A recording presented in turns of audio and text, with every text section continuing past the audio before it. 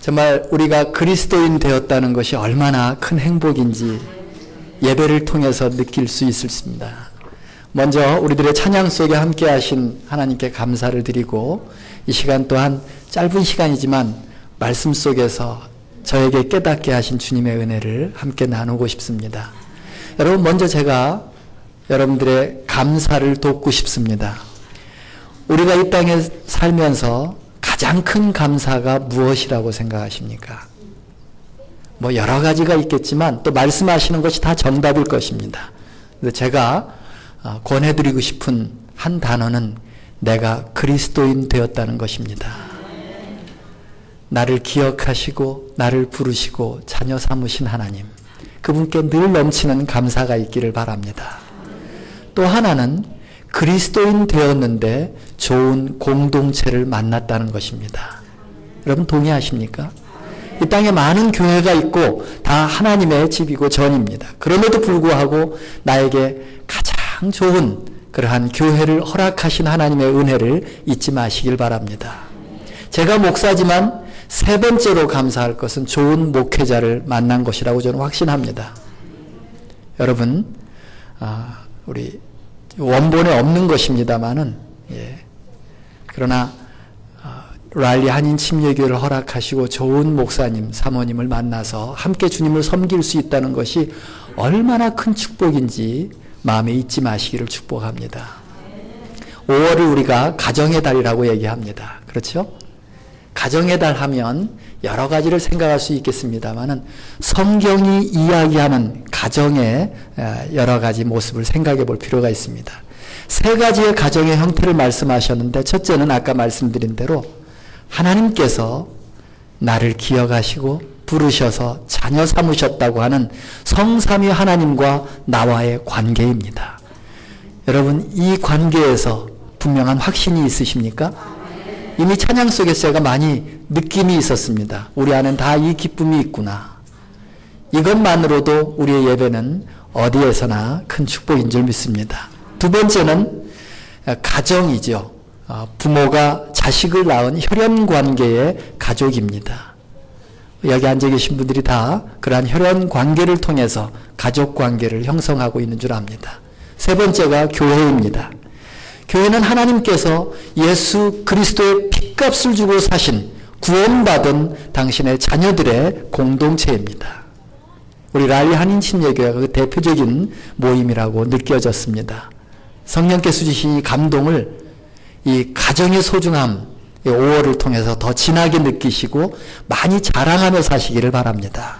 내게는 이러한 성경이 보장해주는 이 세 가지의 가정의 관계를 나는 누리고 있다. 이것이 얼마나 큰 축복이고 또 내가 자랑하고 살아야 될 이유인지 여러분 각자가 분명했으면 좋겠습니다.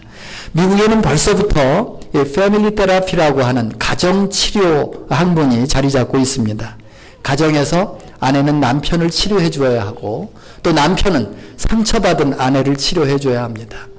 자녀가 부모를, 부모는 자녀를 사랑하고 또 안아주고 위로하고 격려하고 소망을 주므로 서로 치료하는 공동체가 되어야 한다는 주장입니다. 마땅히 우리 교회와 가정은 모든 상처 입은 심령들을 치료해주고 싸매어주는 장소가 되어야 할 것입니다.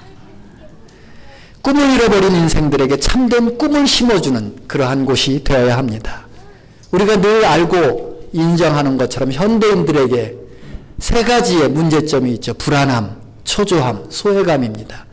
이러한 수많은 상처들을 많은 사람들이 안고 있는데 그러한 것을 치료할 수 있는 귀한 공동체로 랄리 한인 침례교회가 쓰임받기를 축복합니다.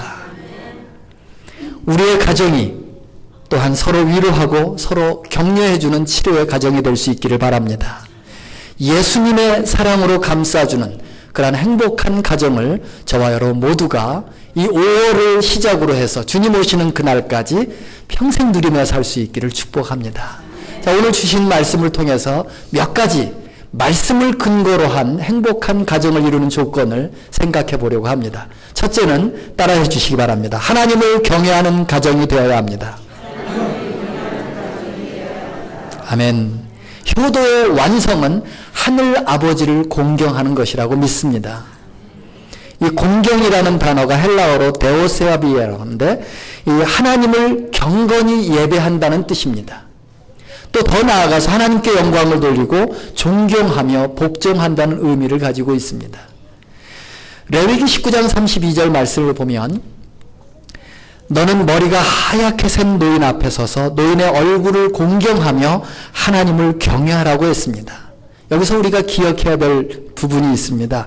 부모님을 공경하는 것과 하나님을 경외하는 것이 동일선상에서 말씀하고 있다는 사실입니다. 다시 말하면 이 부모 공경의 결론은 하나님을 잘 경외하기 위함입니다.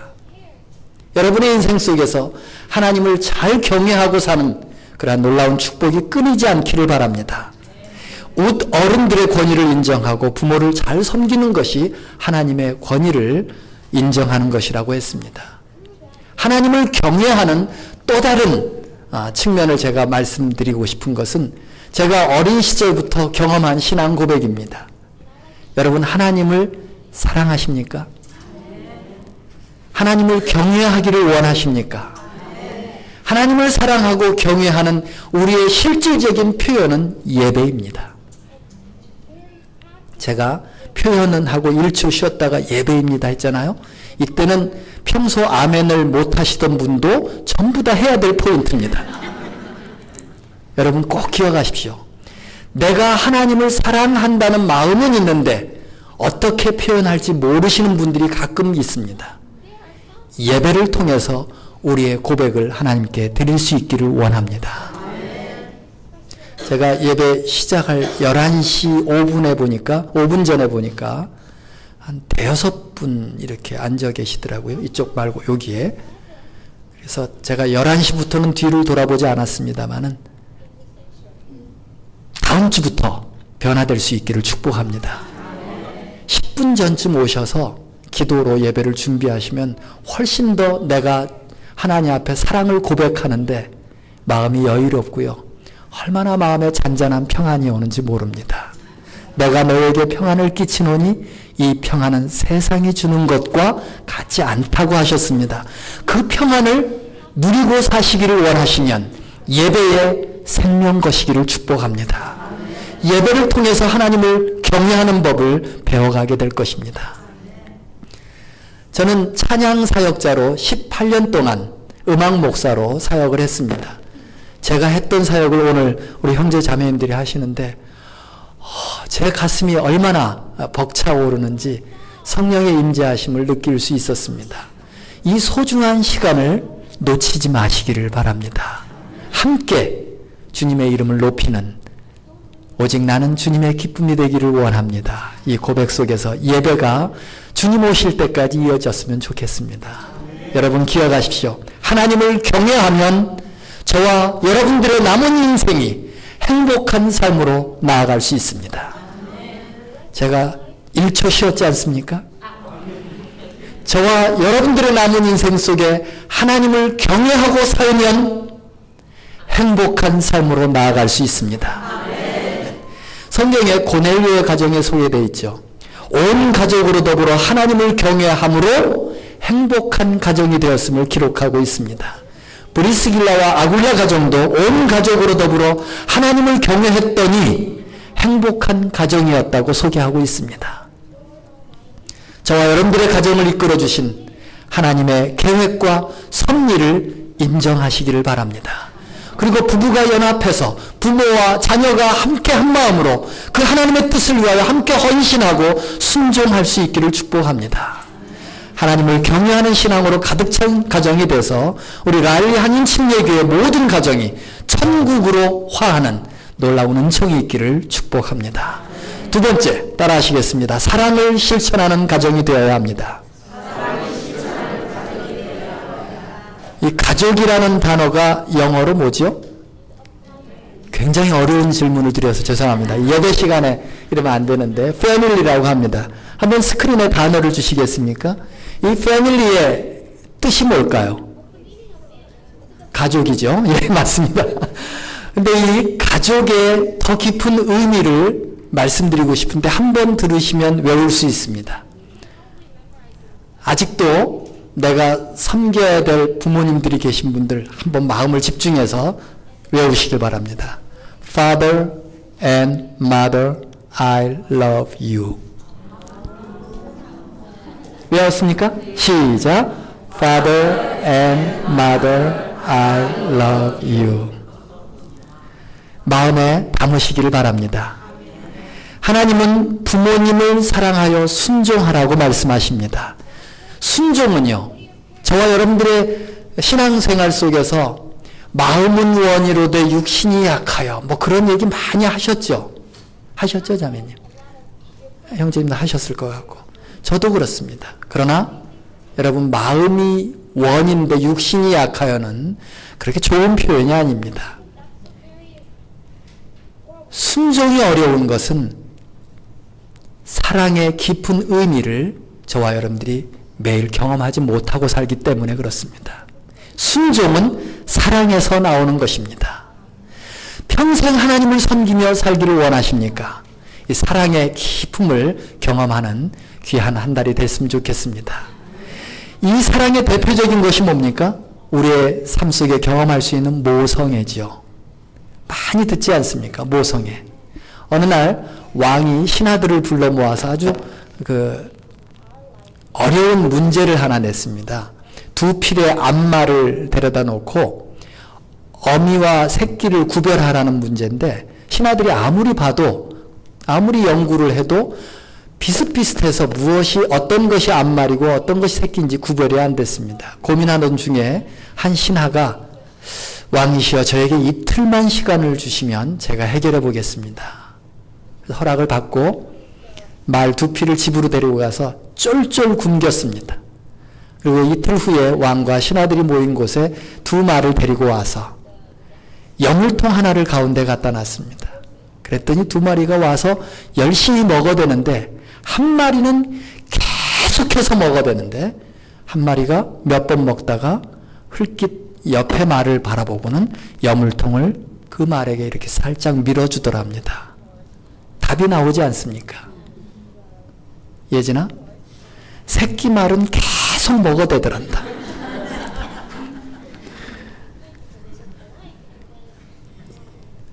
비슷한 그 느낌을 갖는 그 동영상을 며칠 전에 봤는데 한번 볼 수 있으면 좋겠습니다. 혹시 가능한가요? 동영상이? 이 말이 들리나요? 동영상 한번 틀어주시겠습니까?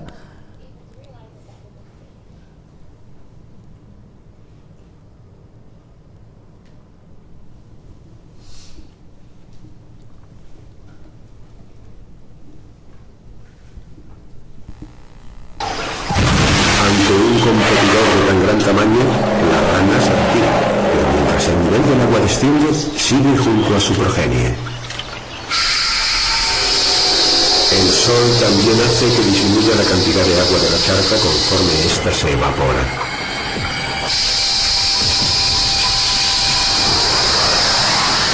En poco tiempo, el barro se endurecerá.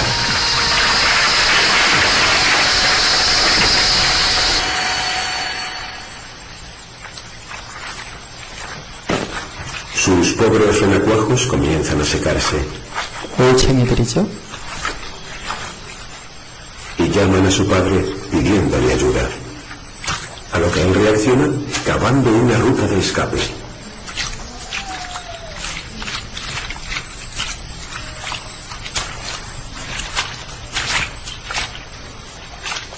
Es una carrera contra el reloj.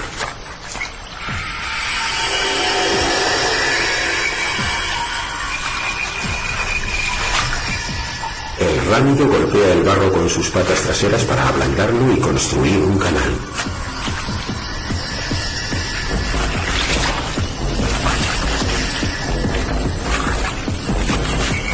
Se apresura ante la llamada de socorro de sus crías.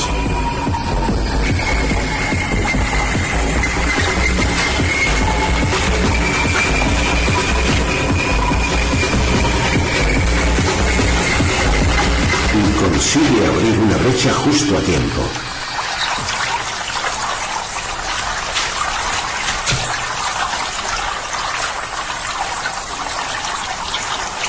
Después, guía a su progenie a un lugar seguro. 제가 어린 시절에는 이렇게 감동적인 동영상을 보면 막 박수치고 그랬거든요.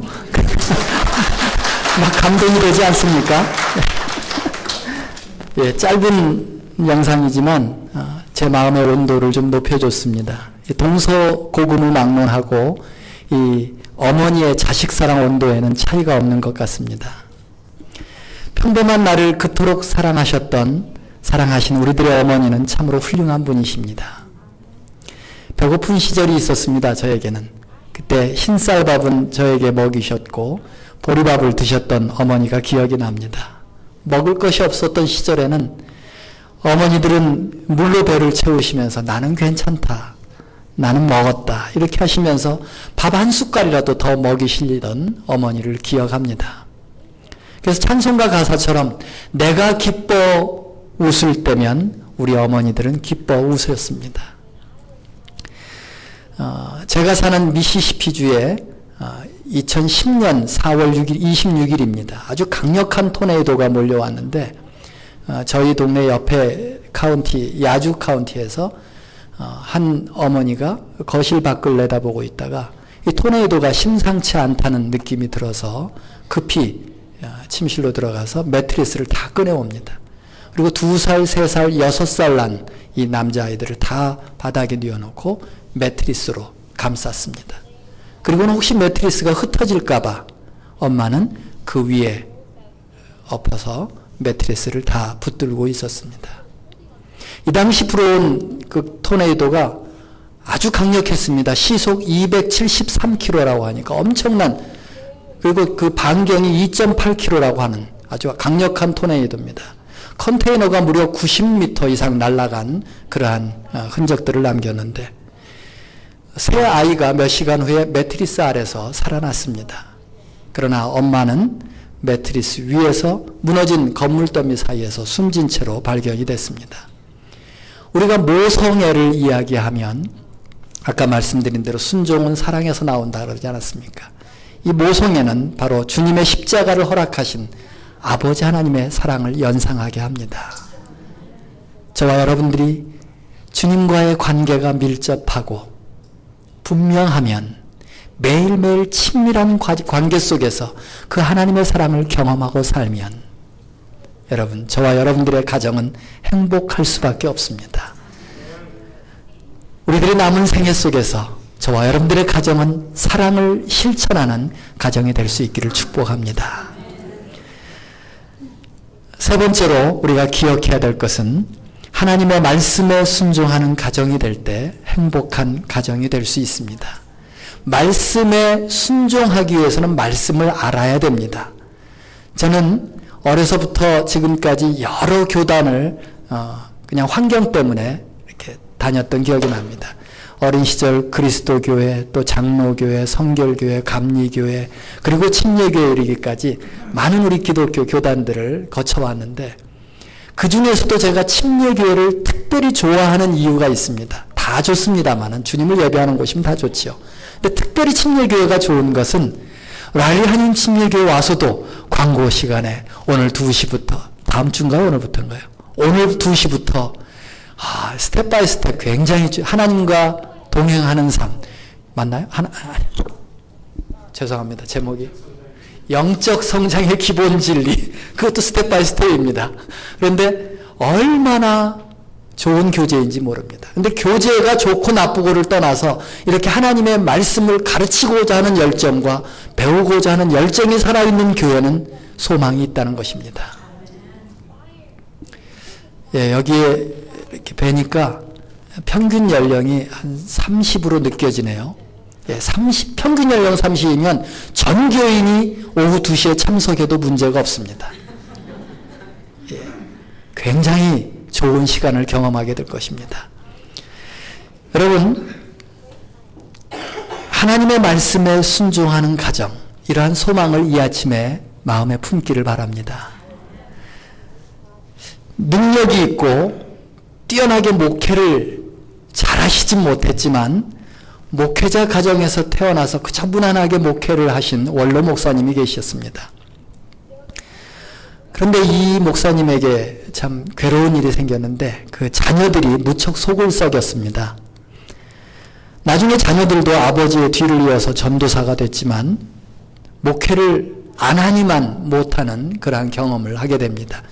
헌금 관리를 하던 전도사가 아들 전도사가 이 교회에 드려진 헌금을 자기 주머니에 넣고 제멋대로 써버리는 그러한 모습을 보였습니다. 또 이성 문제도 생겨서 성도들을 유혹하고 간음하는 그러한 일들을 범했습니다. 그래서 교회는 유지는 되어지고 있지만 형식적인 예배만 반복드려졌습니다. 무기력하고 하나님의 말씀에 대한 감동이나 깨우침이 사라져버린 지 오랜 시간이 됐습니다. 다만 그 교회에 어린 신학생 한 명이 있었는데 이 실습 전도사로 일하고 있었습니다. 그런데 이 신학생만이 하나님의 음성을 듣고 하나님과 더불어 교제하는 그러한 삶을 유지하고 있었습니다. 결국 이 신학생이 실습 전도사를 거쳐서 교육 전도사, 교육 목사, 그리고 마침내 담임 목사가 됐습니다. 아주 능력 있는 목회를 하셨습니다. 아주 큰 당시에 부흥을 일으키셨고 열정을 가지셨고 순수하시고 지도력도 갖춘 분이셨습니다. 온 나라의 영적 대부흥을 일으키신 분입니다. 그런데 이분도 안타깝게도 가정을 잘 돌보지 못했습니다.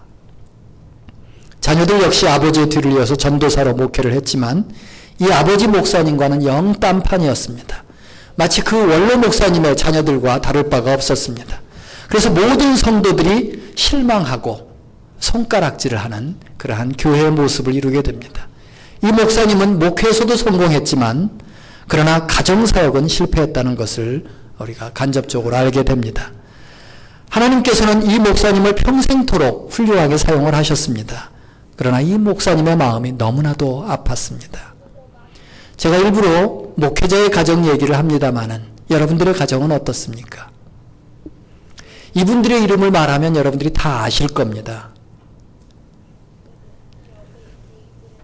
바로 구약성경 사무엘상 2장과 8장에 나오는 엘리 선지자와 사무엘 선지자의 이야기입니다. 그런데 이것이 어찌 남의 이야기겠습니까? 저와 여러분들의 가정은 어떠한지를 특별히 이민사회에 오셔서 살아가시는 우리 이민자들의 삶을 돌아보면 다 어디나 똑같지 않겠습니까? 열심히 자녀들 위해서 산 것 같은데 돌이켜보면 자녀들의 영적인 삶이 완전하지 못해서 덜 가슴이 아프신 분들 많이 계시죠? 그러나 하나님의 말씀을 읽으면 읽을수록 아직도 늦지 않았다라는 음성을 듣게 됩니다. 여러분 오늘 하나님을 향해서 여러분들의 마음을 여십시오. 그래서 우리 모두가 하나님 나라의 제사장임을 기억하고 우리의 가정을 올바른 말씀 위에 세워가도록 노력했으면 좋겠습니다. 오늘 말씀 4절에 보니까 또 아비들아 너희 자녀를 노엽게 하지 말고 오직 주의 교훈과 훈계로 양육하라고 했습니다. 부모는 자녀에게 주님의 교양과 훈계로 양육할 책임이 있습니다. 왜냐하면 자녀는 나의 소유물이 아니라 하나님께서 위탁해 주신 선물이기 때문에 그렇습니다. 내 마음대로 하는 것이 아니라 하나님의 뜻대로 키워가야 할 책임이 있습니다. 우리 자녀들에 대해서 생각하는 것이 다 공통적이죠. 자녀가 성공하는 것, 그것이 내가 자녀를 키우는 목적이 되신 분들이 참 많이 있습니다. 그러나 그렇지 않습니다. 내 자녀가 바르게 신앙생활을 할 수 있도록 키우는 것이 우리의 목적이 되어야 합니다. 인간관계에 있어서 아름답게 살아가도록 키워야 합니다. 가족이 세상에서 가장 행복한 터전임을 강조할 수 있는 부모가 되어야 합니다. 더 나아가서 교회 공동체만큼은 어떠한 경우에도 흔들림이 없는 행복한 터전임을 가르칠 수 있는 부모가 되어야 합니다. 부모는 자녀에게 비전을 심어줘야 합니다. 가장 훌륭한 부모는 자녀에게 하나님의 비전을 심어주고 늘 축복기도 해주는 부모인 것입니다. 자녀가 이미 티네이저를 지나서면 엄마 아빠가 저녁에 잠자는 아이의 머리에 손을 얹고 기도하기가 쉽지 않지요. 그러나 그럼에도 불구하고 분위기를 만들어서 축복기도 해주시기를 바랍니다.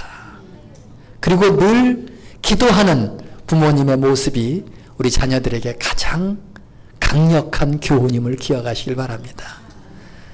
제가 지금까지 저에게 가장 큰 재산이 있다면 제가 청년 시절부터 철이 들면서 이렇게 거실에 가끔 이제 뭐 새벽에 소변을 본다든지 그래서 용무상 나오게 되면 언제나 거실에 무릎 꿇고 계시는 저희 어머니를 바라볼 수 있었습니다. 1절에 보면 자녀들아 주 안에서 너희 부모에게 순종하라 이것이 옳으니라고 했습니다. 우리는 주님 안에서 옳은 것을 가르쳐야 합니다. 이러한 가정의 행복이 있고 하나님의 은혜가 있는 것입니다. 무엇보다 자녀가 바르게 자랄 수 있도록 믿음의 본을 보여야 합니다. 말씀과 기도의 삶을 부모님들이 열심히 살아가시기를 바랍니다. 정직한 본을 보여줘야 합니다. 그래서 가정에서 그리고 영적 공동체에서 동시에 좋은 자녀가 되고 좋은 부모가 되어야 합니다. 성경에는 행복한 가정이 많이 등장하고 있는데 이들 가정의 공통점은 모두가 다 하나님을 열심히 섬겼다는 것입니다. 여러분, 이 가정의 달에 다시 한번 저와 여러분들의 마음을 다잡기를 바랍니다. 열심히 하나님을 섬기는 공동체, 이웃에 대한 섬김, 그리고 주님의 종에 대한 섬김이 있었기에 모범적인 가정이 되었던 것입니다. 아브라함 하면 우리가 훌륭한 믿음의 사람이라고 생각을 합니다. 그렇죠? 그렇게 배웠습니다. 그런데 사실 그의 아들 이삭도 훌륭한 사람임을 기억해야 합니다. 100세에 낳은 아들 이삭을 하나님께 번제로 바쳐라. 그때 순종했던 아브라함의 모습은 참으로 훌륭하고 본받아야 합니다. 그런데 그때 아브라함이 아들 이삭을 데리고 모리아 산으로 갈 때 아들 이삭의 나이가 17살에서 25세 청년 정도로 짐작이 됩니다. 그때 나이에 아들 이삭의 반응을 보십시오. 평소에 아버지를 따라서 제사로 갔을 때 번제물 다 챙겨서 무엇이 필요한지를 알지 않습니까? 갈 때부터 짐작을 했지 않을까 싶습니다. 결국은 마지막에는 자신을 포박해서 번제단 위에 뉘우시는 아빠를 바라보면서 이 청년 이삭이 전혀 아버지에게 반항하거나 덤벼들지 않았다는 사실을 우리는 잘 압니다. 아버지가 하시는 일이니 그저 순종할 따름이었습니다. 예진아? 기억해야 합니다. 아빠가 하시는 일이니 그저 순종하는 모습. 이것이 성경에서 보여주는 말씀입니다. 그 결과가 어땠습니까? 이삭은 참으로 평탄한 인생을 살게 됩니다. 가정에서 우리의 효는 늦은 나이에서의 우리의 효조차도 우리의 남은 인생과 우리 후손들의 인생이 평탄하게 될 것입니다. 그저 부모님께 순종한 결과입니다. 여러분 아직도 이렇게 부모님께 순종할 기회가 있으신 분들 순종하며 사시길 바랍니다. 주님의 은총이 거기에 있을 것입니다. 마지막 네 번째로 행복한 가정을 위해서는 함께 따라 하십시다. 혀를 조심해야 합니다. 여러분 동의하십니까? 신앙생활에 가장 어려운 것이 혀의 문제지요. 가정에서도 행복한 가정을 지키는데 가장 어려운 문제가 혀의 문제입니다. 제가 이렇게 둘러보니까 대부분 고개를 끄덕이시는데 두 분이 아직 타이밍을 못 잡았는지 몰라도 혹시 동의하시지 않는다면 자신의 삶을 돌아보십시오. 내 신앙생활의 가장 큰 맹점은 혀의 문제입니다. 베드로전서 3장 10절에 보면 생명을 사랑하고 행복하기를 원하는 자는 혀를 금하여 악한 말을 그치며 그 입술로 괴유를 말하지 말라고 말씀하고 있습니다. 여러분의 가정이 그리고 우리 공동체가 행복하기를 정녕 원하신다면 혀쓰기를 조심하시기를 축복합니다. 집안에서 내가 보는 대로 아는 대로 직언을 하게 되면 그 집안은 행복할 수가 없습니다. 싸움이 그칠 날이 없게 될 것입니다. 흔히 나는 바른 말 하는 사람이다. 이렇게 주장하는 분들이 많이 있죠. 그래서 생각하는 대로, 아는 대로, 보는 대로 책망하는 사람들이 있습니다. 이런 분들은 가정의 행복을 위해서 자신의 혀쓰기를 절제하고 자중해야 합니다. 공항에 도착해서 예진이가 차를 이제 픽업 와서 제가 차를 타고 갔습니다. 제가 운전을 가르쳤는데 운전을 잘하더라고요. 그래서 편안하게 왔습니다. 근데 이제 그 졸업식을 당해서 혹시 피곤할까봐 제가 그래도 아빠지 않습니까? 그래서 내가 운전 아마 하고 피곤할까봐 운전을 했는데 솔직하게 여기서부터 가로 열고 가로 닫고입니다. 목사님 녹음 안 되는 거죠? 예. 대부분의 목사님들이 과속을 좋아합니다. 제가 원인을 분석해 보니까 평소에 스트레스가, 여러분 목회자가 스트레스가 없겠습니까? 있겠습니까? 제가 이렇게 이지선당으로 여쭤볼 때는 항상 후자가 정답입니다. 근데 제가 목회를 해보니까 스트레스라는 게 있더라고요. 근데 다른 때는 표정 관리를 해야 되니까 거의 스트레스가 표출이 안 됩니다. 그런데 운전할 땐 저도 모르게 좀 속도가 빨라지고, 그래도 서울에서 운전을 10여 년 동안 했는데 제 앞에 답답하게 가는 차가 있으면 당연히 빠져나오지 않습니까? 휙 빠져나갔더니 제 아내가 2시간을 참다가 예진아 내일부터는 네가 운전해라 그러시더라고요. 제 마음에 아주 큰 상처가 됐습니다.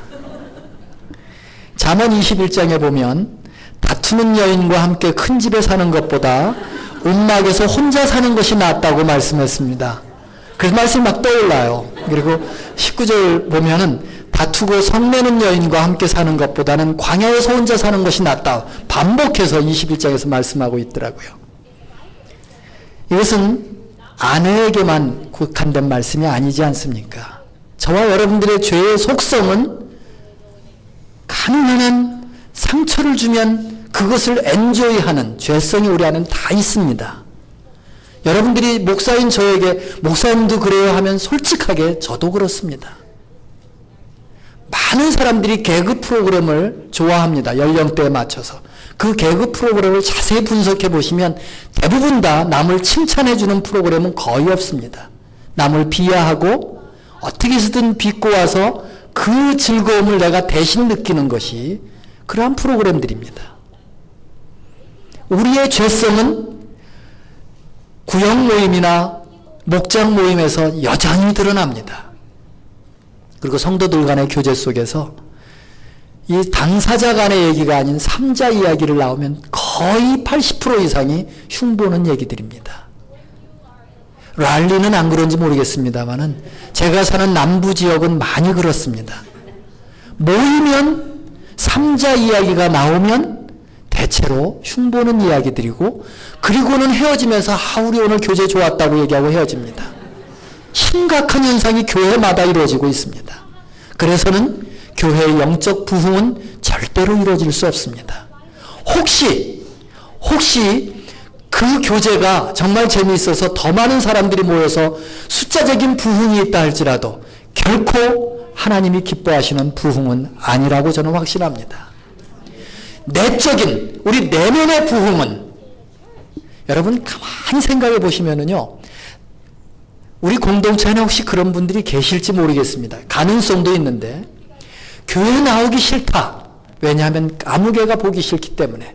이런 사람이라도 뜯어보고 기도하면서 연구해보면 한 가지 내지 두 가지는 칭찬할 점이 있습니다. 여러분 이렇게 대화하시면서 그 3자에 대해서 얘기할 때 다른 거 다 잊어버리시고 그 한두 가지를 기억하시길 바랍니다. 그래서 우리의 혀가 그분을 칭찬하는 일에 쓰임받는다면 랄리 한인 침례교회의 부흥은, 내면의 부흥과 외적인 부흥은 하나님께서 책임지실 것입니다. 우리의 혀가 참 중요합니다. 저는 좀 뻔뻔하게 우리 교인들에게 가끔 부탁합니다. 여러분 밖에 나가서 저를 많이 칭찬해 주시기를 바랍니다. 그러면 제 가족들이 몇 가지 생각해서 저에게도 장점이 있지 않겠습니까? 그것을 많이 얘기합니다. 근데 한 번은 원치는 않았지만 그 이제 장로교회가 한 교회가 있고 저희 교회가 있습니다. 근데 교회에 좀 문제가 있어서 한 1년 정도 방황하시다가 예배를 드리셔야 된다고 생각해서 저희 교회를 오신 분이 계십니다. 근데 같이 식사를 하고 있는데 저를 유심히 바라보세요. 밥 먹는데.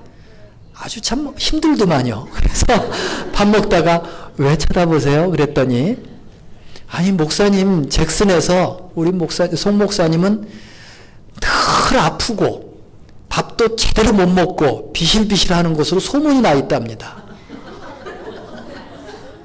그래서 제가 정세라고 말씀드렸습니다. 저요 실제로 매일 아프고 비실비실합니다. 그런데 밥은 잘 먹습니다. 제가 그랬습니다. 이 소문이라고 하는 것은 누군가가 혀를 잘못 썼기 때문이 아닙니까? 그래서 저희 교회에 철칙이 있습니다. 12년 전 저희 교회가 시작될 때부터 12년 동안 제가 섬기는 교회는 목회자가 한 번도 안 바뀌었지만 12년 동안 그 교회는 8분이 바뀌셨습니다. 그리고 저희가 개척을 시작하기 전 20년 동안 그 교회의 목회자가 18번이 바뀌었습니다. 그러니까 지금까지 26번이 바뀌지 않았습니까? 그래서 교회 분위기가 짐작이 될 겁니다. 그러니 얼마나 혀쓰기를 좋아하시는 우리 그리스도인들이 특별히 교회를 새롭게 개척한 저에게 격려하기 위해서 그 교회의 흉을 얼마나 많이 보고 싶었겠습니까? 시작할 때 3일 동안 제가 정신이 없었어요. 근데 속으로는 제 안에 엔조이하는 마음이 있습니다. 제가 깜짝 놀랐어요. 교회 흉을 막 보는데 제 안에 그래? 그렇게 나빠? 막 그게 제 안에서 엔조이 되더라고요. 그래서 제가 4분을 모시고 4분이 함께 시작했으니까 정식으로 요청을 했습니다. 앞으로 우리가 함께 주님을 섬기는 동안 여러분들이 알고 들은 모든 흉을 제 앞에서 한마디도 하지 말아 주십시오. 그것이 저를 돕는 것입니다 하고 부탁을 드려서 지난 12년 동안 그분들이 약속을 지켜주셨습니다. 그래서 실제로 저는 잭슨 안에 도는 소문을 전혀 모릅니다. 다만 그분이 식사하면서 저를 한참 쳐다보길래 어쩔 수 없이 알게 된 소문인데 여러분 얼마나 우리의 혀가 무서운지 짐작이 되죠. 동시에 이처럼 우리의 혀를 잘 사용하면 교회의 영적인 부흥과 건강함을 이룰 수 있다는 사실을 기억하시기 바랍니다. 무엇보다 가정이 그렇습니다. 한 예로 자녀 앞에서 야 여보 하면서 어떤 성도님이나 제가 볼 때는 우리 최 목사님에겐 전혀 흉볼 일이 없다고 생각이 드는데 혹시 모르죠. 그래서 혹시 여러분들이 실수로 자녀분이 있는데 뭐라고 한두 마디 했다면 그 결과는 아주 참담하다는 것을 기억하셔야 합니다.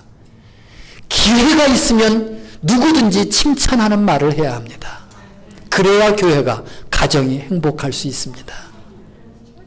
우리의 언어 습관도 참 중요합니다.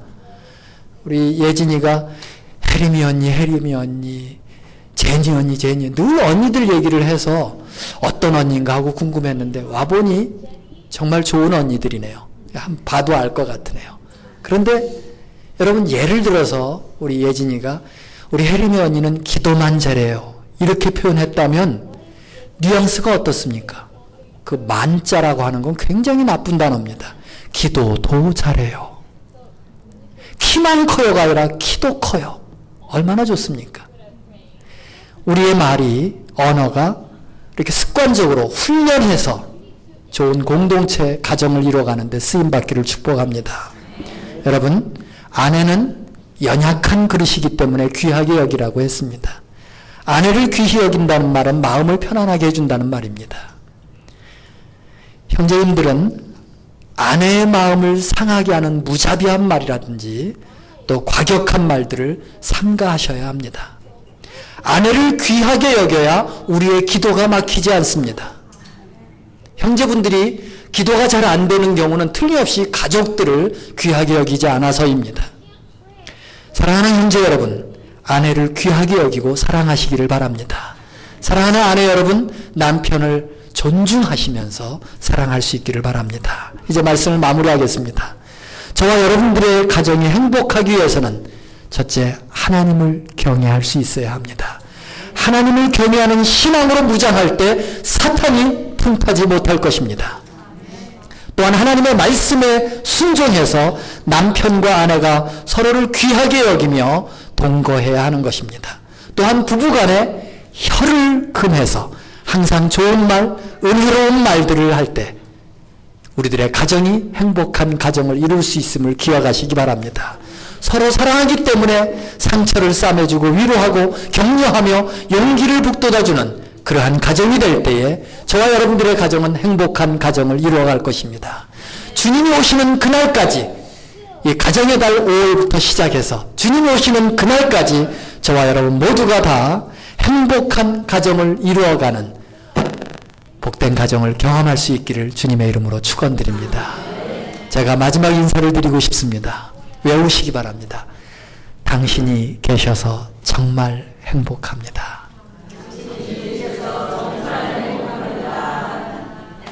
다 알아서들 인사하시는군요. 그 정말이라는 단어에 좀 몸을 전율하시기를 바랍니다. 한번 앞뒤로 다시 한번 인사를 나누십시다. 시작. 당신이 계셔서 정말 행복합니다. 아버지 하나님, 저희에게 좋은 부모님을 허락해 주시고 좋은 가정을 허락하시고 또한 좋은 공동체를 허락하셔서 하나님이 허락하신 이 가족 공동체 안에 행복을 누릴 수 있도록 축복하시니 감사합니다. 이 세상에 태어나서 오늘 이 모습까지 인도해 주신 하나님을 찬양합니다. 오늘 말씀 나눈 것처럼 우리가 살아있을 동안 부모님을 잘 공경하며 사랑함으로써 하나님 앞에 은총을 받고 행복한 가정을 이루는 우리 모두가 되게 하여 주시옵소서. 오직 하나님의 기쁨이 되어지고 하나님을 경외하며 살아가는 우리들의 남은 인생 될 수 있기를 간절히 원하옵고 예수님의 이름으로 기도합니다. 아멘.